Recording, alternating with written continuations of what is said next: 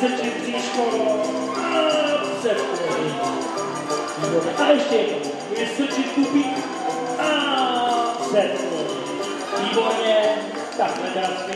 Tady vyhání pejsek blešky, tak to můžeme dělat taky pěkně z kožišku, pěkně ramínka, ručičky, aby ty blešky tady po tom trávníku si to štrávovali vy. No, nožičky pěkně, tak, podrvat ty blešky, vyhnat z kožišku. Tak, co teď pejsko, co budete? Ale to není žádný cvik, tohle to je nějaký zlobek, na místě, jsme to slíbili tý paní. Tak můžeme utíkat na místě, jenom na místě, byste nám ale nezdrželi, jo, abych tady nebyl sám.